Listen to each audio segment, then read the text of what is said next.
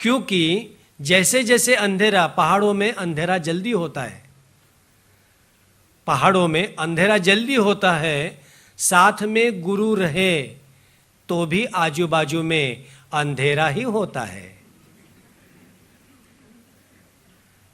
हमने यह नियम नहीं किया है, सूरज देव ने यह नियम किया है। उसका समय जैसे ही होता है, ड्यूटी खत्म होती है, तो वो दूसरी जगह पर उजाला देने के लिए जाते। हम क्या करें? उसके बाद जैसे जैसे ही निकले, अंधेरा हो गया, बीच में जोरदार पानी की बाढ़ चल रही है, एक ऐसे लकड़ा रखा हुआ है, इसके ऊपर ऐसे सर्कस करते करते करते एक एक को जाना है। डोरी रखी थी, टॉर्च रखे थे, आगे के लोग टॉर्च पीछे दिखा रहे, पीछे के लोग आगे टॉर्च दिखा रहे। पहला कदम हो गया, दूसरा हो गया, अब अंधेरा इतना हो गया कि आगे का कुछ भी नहीं दिखाई दे रहा है। 7:30, 8, 9, 9:30, 10, और जिस वक्त शरीर कहता है मेरे शरीर का एक अंग अभी दर्द करने लगा है, तभी उसकी कीमत हमें पता चलती है।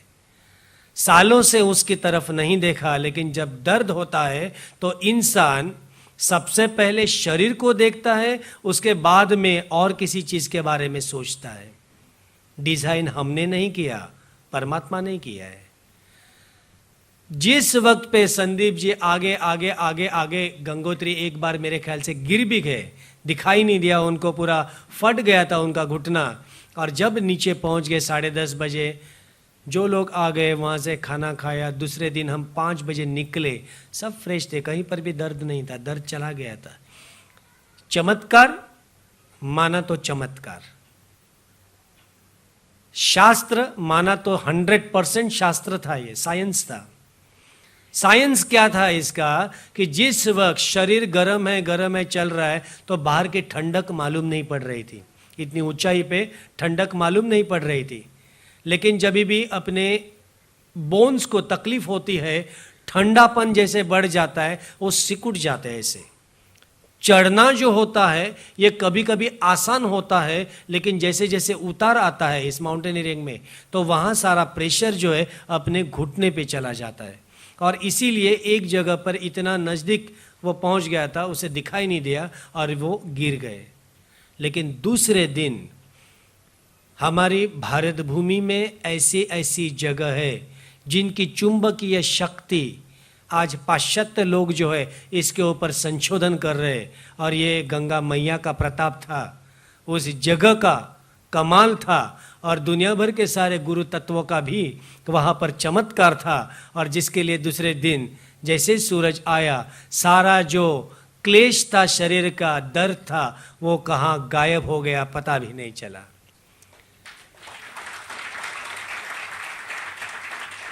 इन सारे रास्तों के ऊपर 3 चीज़ों का होना ज़रूरी है, और वही गुरु चाहता है: श्रद्धा, सबूरी, समर्पण। कभी कभी श्रद्धा होती है लेकिन सबूरी नहीं होती है। कुछ लोगों को जल्दी चाहिए, अभी चाहिए, फास्ट चाहिए। स्पिरिचुअलिटी, एक गोली खाई, टैबलेट ली, ग्लास भर पानी पिया और आ गया। कुछ सालों के बाद सिंगापुर में हमने ये कहा था प्रवचन में कि ऐसा भी चमत्कार हो जाएगा कि एक मार्केट लगा हुआ है और ये कुंडली जागृति की कैप्सूल है, ये ले लो और कुंडली जागृत हो गई। ऐसा भी कोई मार्केटिंग करेगा? समझदार लोग जानते हैं हर चीज के लिए समय है। चमत्कार करने वाले जो बुजुर्ग हैं, जिनको हमने बहुत मानते हैं, बचपन से मानते हैं, वो शिरडी के साईं बाबा, इन्होंने इतने चमत्कार दिखाए उस समय पे। आज उसकी कीमत हो रही है, अरे शिरडी के साईं बाबा। लेकिन उस समय सारे जो चमत्कार थे, उसमें से एक चमत्कार, एक छोटा बच्चा जो था, जहां पर अग्नि की धुनी थी, उस अग्नि की धुनी में वो बच्चा गिर गया। और बच्चा जैसे गिर गया, आजू बाजू वाले लोग चीखे कि अरे बच्चा वहां अग्नि की धुनी में गिरा। बाबा ने सीधे हाथ डाला, उस बच्चे को निकाला, फौरन बाजू में लिया। बच्चे को कुछ नहीं हुआ, लेकिन बाबा के हाथ जो थे वो जल गए थे। जिन्होंने ये देखा, जिन्होंने इसके बारे में लिखा कि बाबा पूरे हाथ उनके जले हुए हैं, बच्चा वहां पर रो रहा है, उसको लिया, बच्चे को कुछ नहीं हो गया, सब लोग बोल रहे चमत्कार चमत्कार चमत्कार हो गया। उसमें से कुछ लोग तो निकले ही होंगे, बाबा कैसे बढ़े? आपके तो हाथ भी जलने नहीं चाहिए थे ना, आप तो बाबा। ऐसे लोग हैं। इंसान का देह लेने के बाद में इंसान के देह को जो यातना होती है, जो सामान्य आदमी को होती है, वही गुरु सद्गुरु सबको होती है। लेकिन कोई इसका भांडवल करते हैं, कोई समझते हैं कि गुरु अपने ही तरह हड्डी मांस का बना हुआ है, उसने तो मुझे सखा के तौर पे स्वीकार किया है, मैंने गुरु को मित्रता से स्वीकार नहीं किया है, इसीलिए ये फासला रहता है। फासला अगर पूरा करना है तो श्रद्धा, सबूरी और उसके साथ में समर्पण होना चाहिए। काफी बार ये हो जाता है कि बिना सोचे समझे साधक जो होता है, यह साधना छोड़कर साधन सामग्री ज्यादा जमा करने की कोशिश करता है। साधन सामग्री का मतलब होता है कि जो आचरण में मुझे करना है वो आचरण मेरे मन का बाजू में रह गया, लेकिन उस साधना का जो दिखावा होता है वो इतना बढ़ जाता है, इतना बढ़ जाता है कि बेचारा जखड़ जाता है। अभी अभी मनोज जी ने हमें यह माला पहनाए, हम आदर करते हैं मनोज जी के प्रेम भावना की, लेकिन काफ़ी सालों पहले से हम बोल रहे हैं आज हम ये कुछ अंगूठियाँ बिंगूठियाँ नहीं पहनने वाले इंसान हैं, हमारे हाथ में कुछ नहीं होता है। फिर भी किसी ने कहा नहीं नहीं आपको ये ड्रेस अच्छा लगेगा, हम बोलते चलो ठीक है आपका आदर, ड्रेस पहना। अभी क्या है, चलो आपको मुकुट पहना देते, चलो आपकी भावना। ये क्या हाथ में कड़ा डालो, ये क्या, ठीक है आपकी भावना। सालों पहले सदगुरु के साथ में हमने प्यार भरी लड़ाई की थी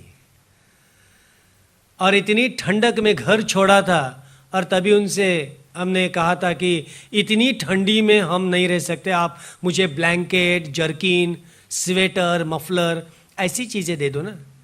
साधना तो बाद में भी करेंगे, अगर मर गए तो क्या साधना रहेगी।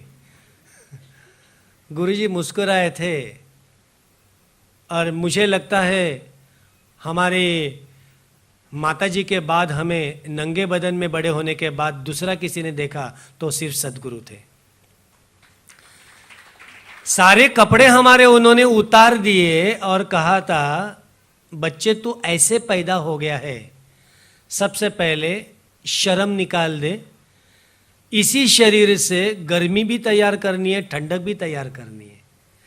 और उन्होंने जो ज्ञान दिया था, सही समय पे शरीर से ऊर्जा का स्रोत जब बढ़ा देंगे तो यमुनोत्री जागृत हो जाएगी।